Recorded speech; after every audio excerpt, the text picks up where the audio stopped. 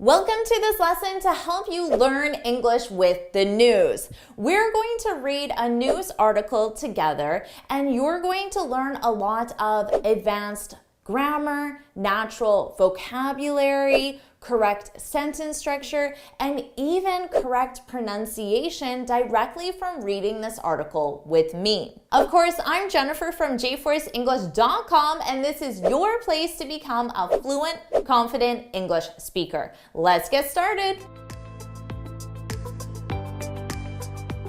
Hello and welcome to our article today. You might recognize this man. He's an actor and he was in the Avengers movies. So let's read the headline.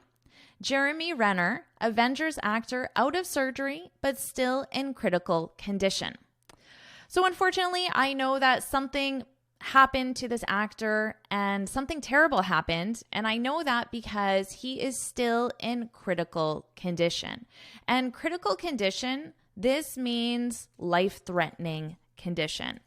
Life-threatening condition. So he is still severely at risk. So life-threatening condition, you might even just refer to it as severe condition. In a medical context, severe would be really bad. If someone described your injuries as severe, it means threatening, life-threatening.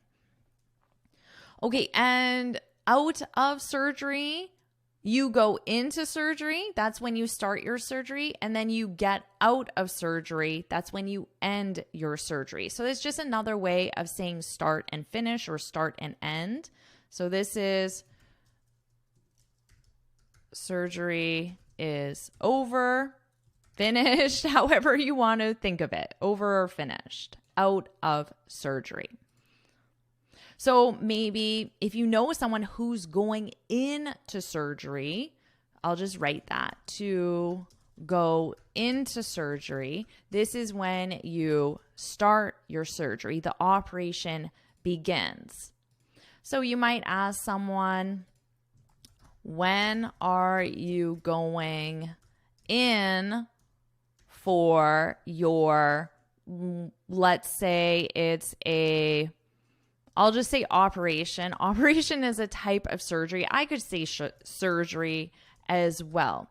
When are you going in for, and then just your surgery? You could put the type of surgery, or you could say, when are you going into surgery? Either one would be fine. This one is when you know the specific type of surgery. When are you going in for your knee surgery, for example? If you knew the specific type of surgery, and then this is just general.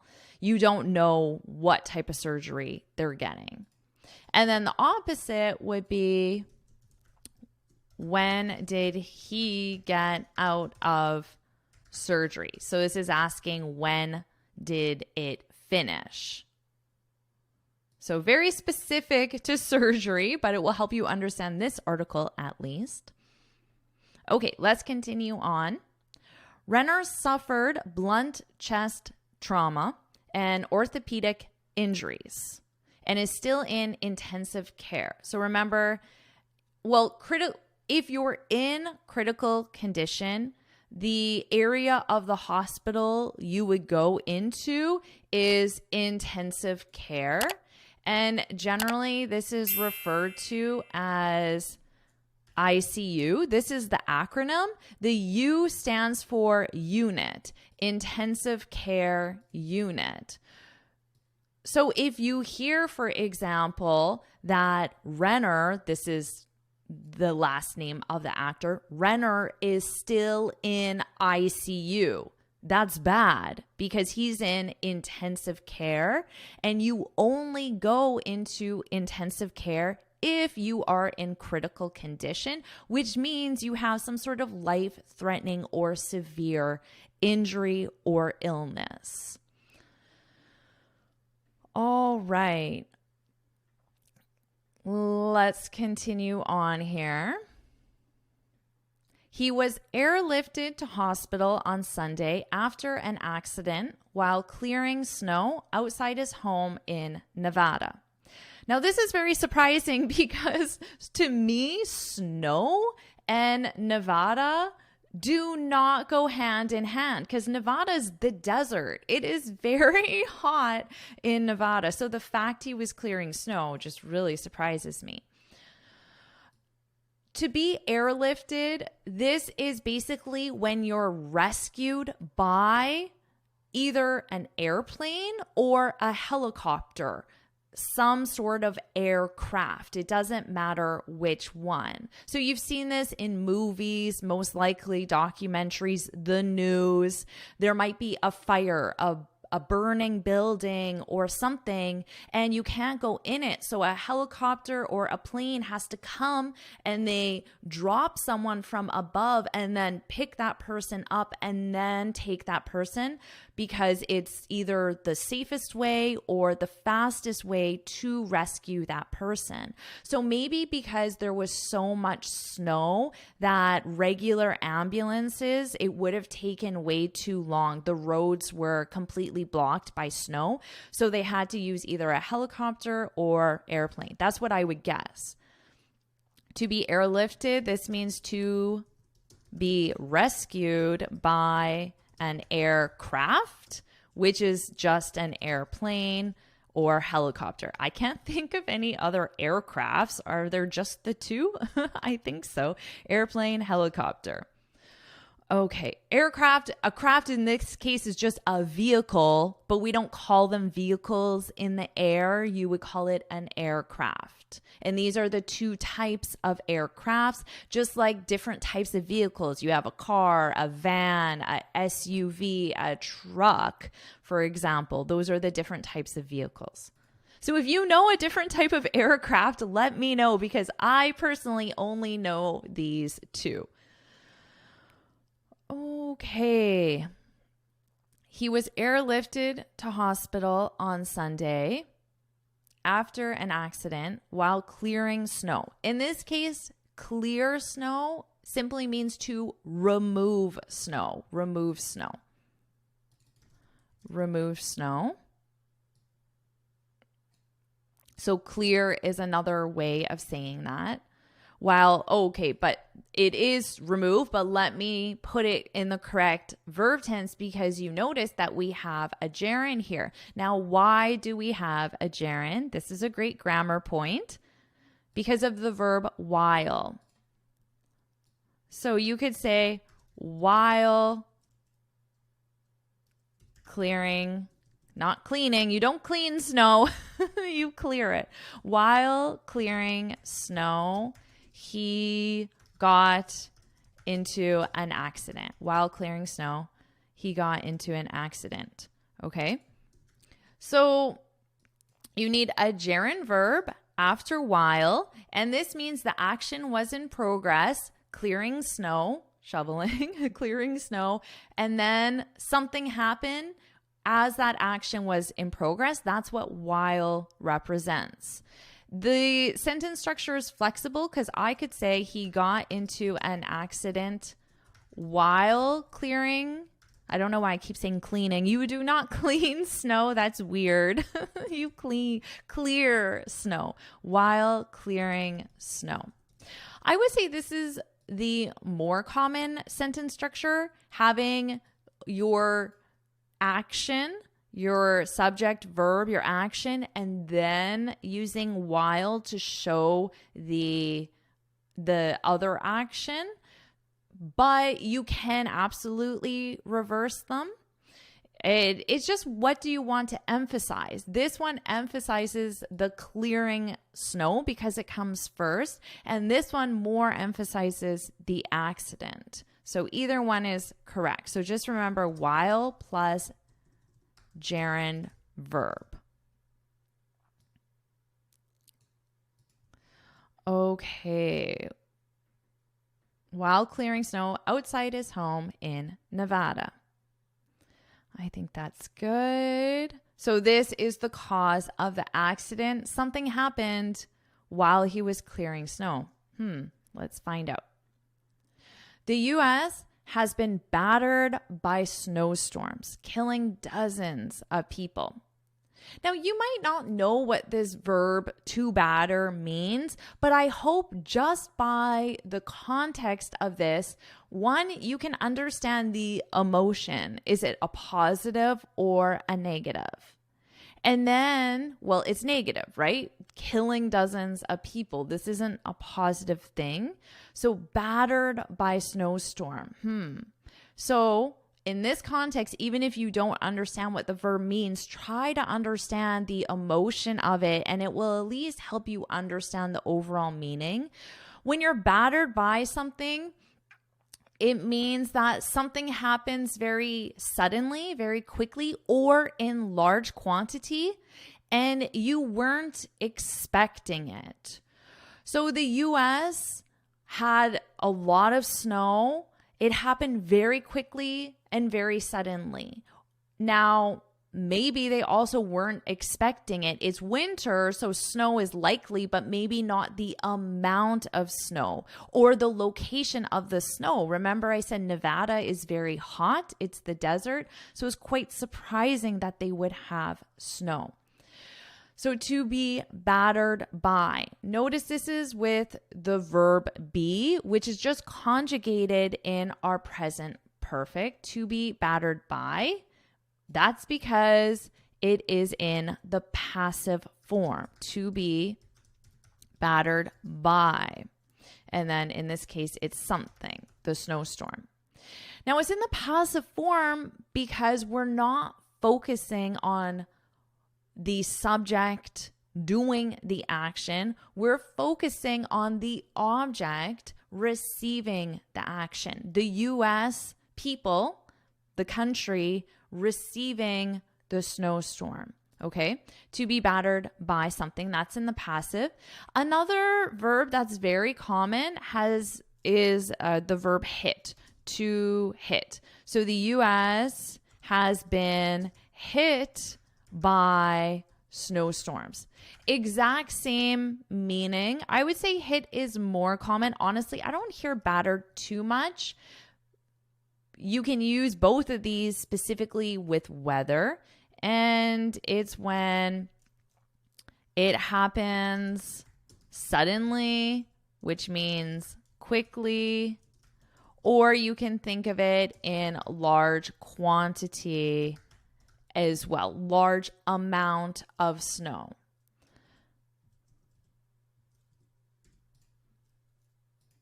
So just to show you a different example, we were hit by a tornado last year.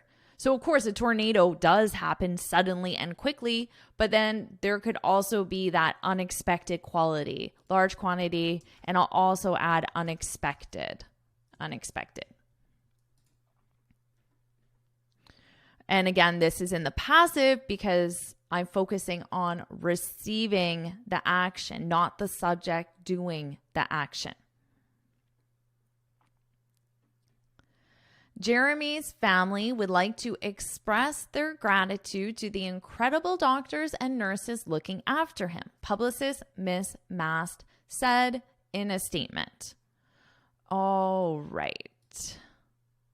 So I like this because you can express an emotion. So to express an emotion, and in this case, the emotion is gratitude. We use this a lot with gratitude, appreciation. You can also use it with love. I bought you this present to express my love for you. I wrote you this song to express my love. That's basically what a lot of people do in their music, in their songs. They express an emotion. So it's just another way of saying to share an emotion. So I'll write down that example I just gave. I wrote you this song to express my love. So you might say this is more formal. Now in perhaps a formal speech or presentation or even a staff meeting, your boss might say, I'd like to take a moment to express our appreciation for all your hard work. So this is a boss or a manager, a leader saying this to the staff, to the employees. I'd like to take a moment to express, and then here is the emotion, our appreciation, and then appreciation for, because you appreciate for something, for all your hard work. Now, although gratitude means thanks, it's the same thing, I don't really hear express my thanks for the incredible doctor. So this means thanks, but we use the word gratitude. So I encourage you to use the word gratitude. So if you want to express your gratitude to me in the comment section for this video, you can do that and say, you can copy this sentence structure. I'd like to express my gratitude. So notice one's gratitude, my gratitude, their gratitude, because it's Jeremy's family, their gratitude. In this case, it was our, because it's the boss and all the managers, the company as a whole, our. So remember, one's gratitude. I'd like to express my gratitude for your amazing lessons. And then you can say thank you so much. So even though this technically means thank you, you can still add on a thank you. Because remember, you don't say I'd like to express my thanks for. I mean, you can, but I hear it way more with gratitude. Now, look at the sentence structure. I should say this because notice it's gratitude and then the preposition to, but I wrote gratitude for. Do you know why I used a different preposition? Is gratitude to someone and is for something. Okay, so let me write that out. To, so I'll put express an emotion to someone for something. And you can use one or the other or both. So I could add, I would like to take a moment to express our appreciation to someone, to all of you, and now for, and then something, all your hard work. Okay, so one or the other or both. You don't have to use both. So practice that in the comments. Express your gratitude. It doesn't have to be to me, although I would appreciate it. It could be for anything or to anyone. Let's continue on. The family also thanked the local police and fire services and said they were tremendously overwhelmed and appreciative of the outpouring of love and support from his fans. So I could say, instead of the family also thanked the local police, I could say the family also expressed their gratitude to, because it's someone, the local police. So you could say that as well. Tremendously. This is a nice adverb here. It's a more formal way or a stronger way. I wouldn't say formal. I take that back. Not formal. It's a stronger way of saying really. So really is like here, I was really overwhelmed. really being the amount of overwhelm. So I'll show the amount of overwhelm is like this with really, but tremendously, it's more overwhelmed. So it's not that it's more formal. I take that back. It's that the amount is more. So it's stronger than really. I would say it's like really is tremendously. So this is an advanced adverb to add to your speech. Okay, adverb. Tremendously. Another one you could add is incredibly. They were incredibly overwhelmed. I would say the amount of incredibly and tremendously is the same, but then really would be smaller. Incredibly overwhelmed, tremendously overwhelmed, and appreciative of the outpouring of love. So outpouring is just the emotion. The love is inside of me, and now I'm getting it out of me. So I'm just showing my love. And when it's pouring, it sounds like it's coming quickly. So the amount of love and support from the fans came very quickly. That's what I would say outpouring is. Outpouring. The amount of love, support came quickly and large quantity as well. That's for outpouring. So I added large quantity because it sounds like the amount of it was a lot. Outpouring. I don't think it's that common to add to your vocabulary, to be honest, but just to help you understand what it means so you can read this article without being like, what does this mean? I'm so confused. Okay, let's continue on. Before the accident, Renner was reportedly clearing a road outside his home in Reno, Nevada, using his personal snowplow so his family could get out after a heavy storm. Okay, again, you can clear a road. So in this case, we're talking about snow. But it could be for other things. So you could clear a road of any objects on that road. So let's say there was a lot of garbage after a parade or a festival, and then some people came to clear the road. It would be to remove whatever objects are on the road. But in this case, they're clearing it of snow, which means to remove it. So in this case, clear just means remove the snow. I'll write that. Remove snow. Now they use reportedly to express that this is what we think happened, but we are not 100% sure. So journalists use this a lot because if they state something as a fact and then it turns out it wasn't true, they could get in a lot of trouble. So they add the word reportedly as a way to let you know we are not 100% sure.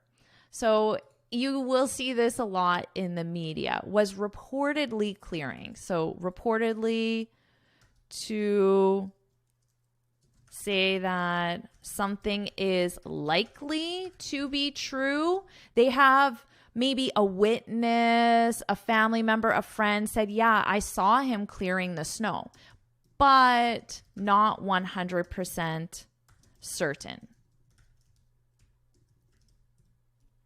So we use this outside of the media.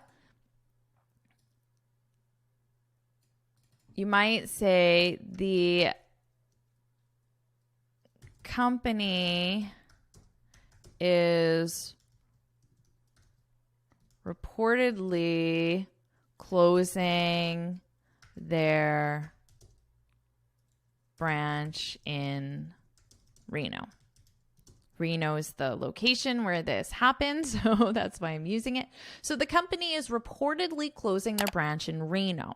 Now, if I did not have this word reportedly, the company is closing their branch in Reno. This sounds like a fact. So a fact is 100% true. It's happening. If I add the company is reportedly closing their branch in Reno, this is now maybe. It goes from a fact to a maybe or a possibility because I think it's going to happen. I heard from other people. I saw it in an email, but there's still some doubt. So probably you'll use this more in a business context, and you will see it a lot in the media, in the news. All right. Let's continue on. The 51-year-old was the only person involved in the incident, the Washoe County Sheriff's Office said, adding that it was being investigated.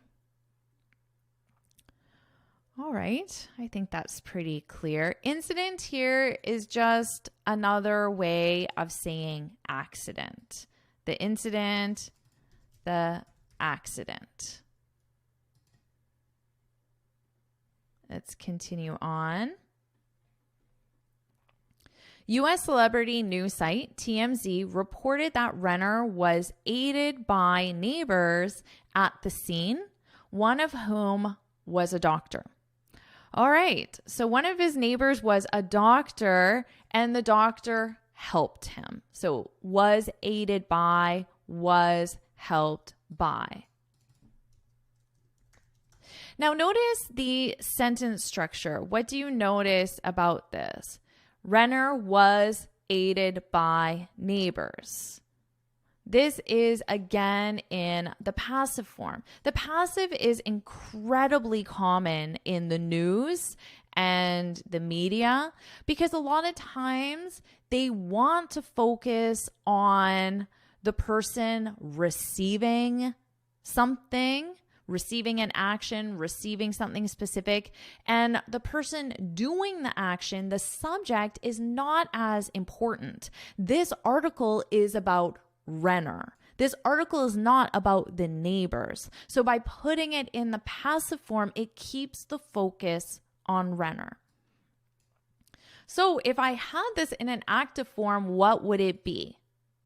What do you think? So put that in the comments. If you'd like to practice, you can pause the video now, put it in the comments.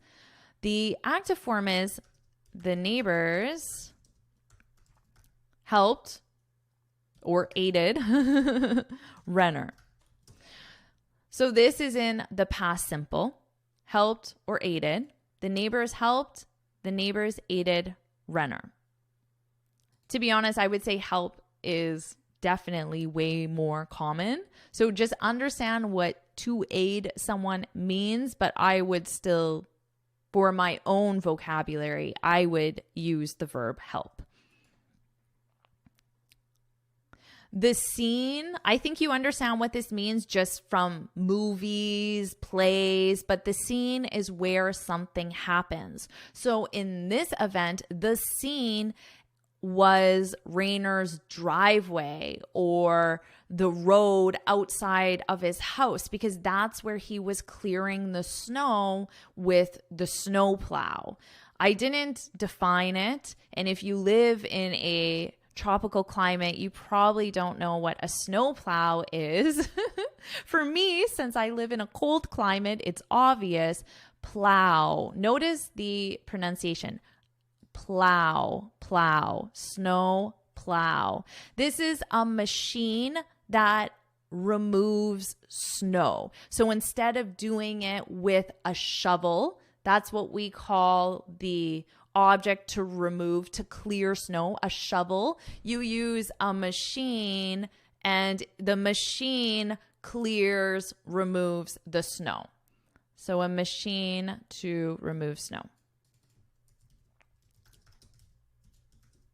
Now, there are large snow plows that you drive and it removes the snow, but there are also for individual homes, you can buy a snow plow that you push. And so you're not driving it, you just push it and it removes the snow. So it could be a big machine that you drive, or it could be something that you push.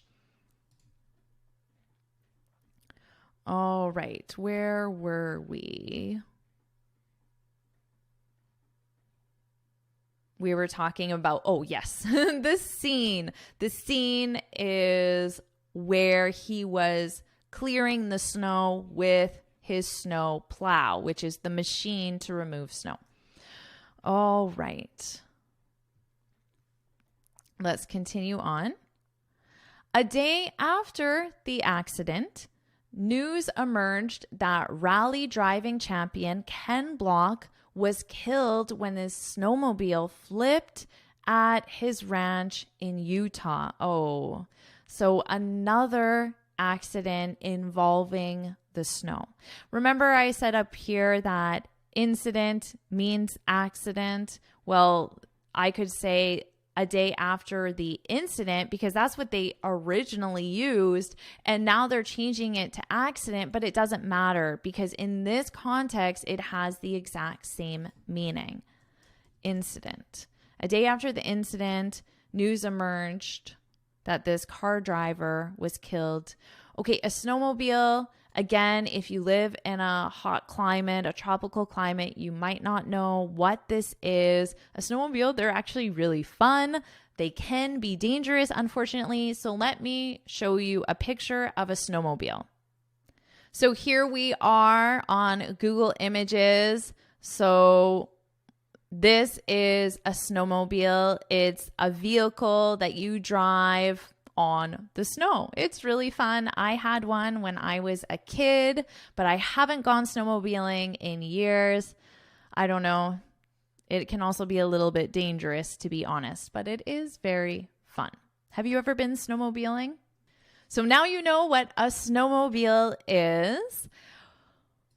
And I said they can be very dangerous, and that's because they can flip. So the verb flip, right? You might flip a pancake when you're cooking, or flip your eggs while cooking, for example. But if you're driving, you can flip. So that's when the snowmobile will either go on the side or it could go entirely over.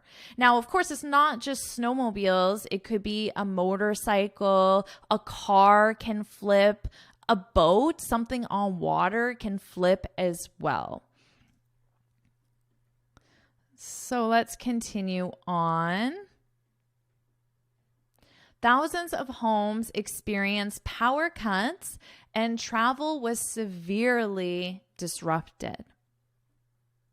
So a power cut is when the power stops working. The power stops working. And power is electricity. Stops working. So that's what it means.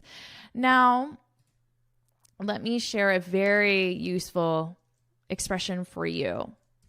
My power went out because of the storm. Okay?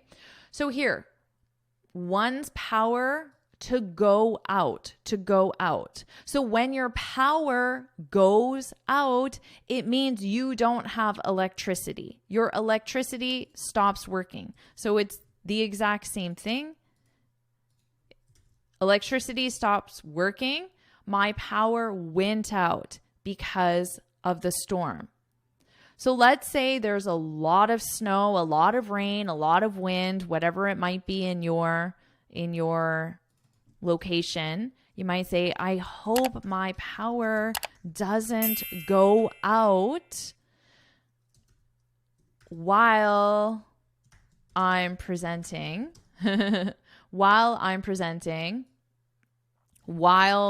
Remember, you can just use the gerund verb while presenting, We talked about while before. So you're presenting, there's a lot of snow, a lot of rain, a lot of wind. I hope my power doesn't go out.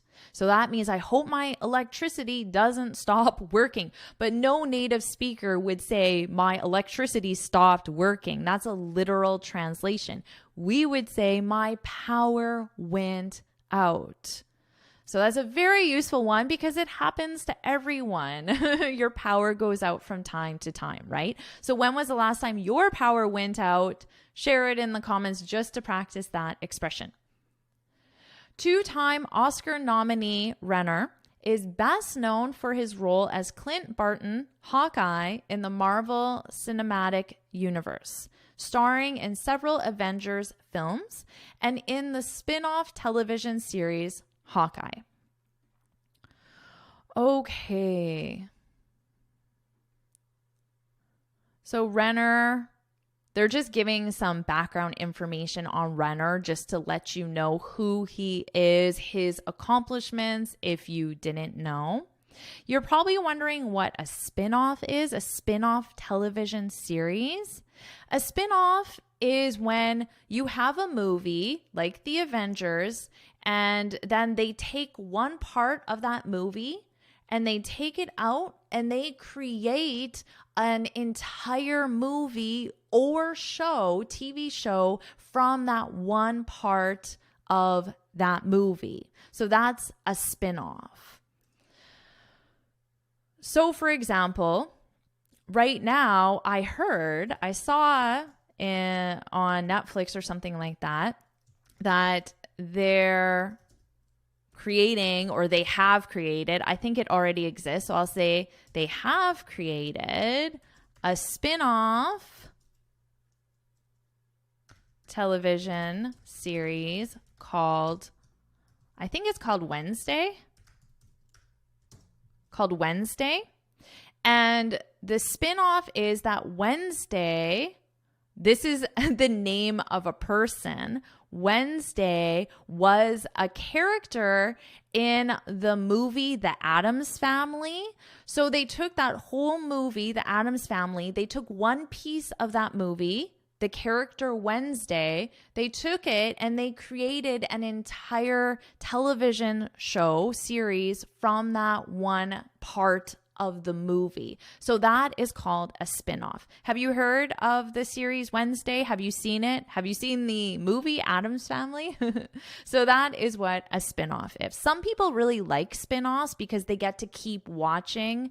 It's like you're still watching the Avengers. A lot of people don't like spin-offs because it's not the same as the movie. So I don't know. What about you? Do you like spin-offs? You can share that in the comments as well, just to practice your new vocabulary.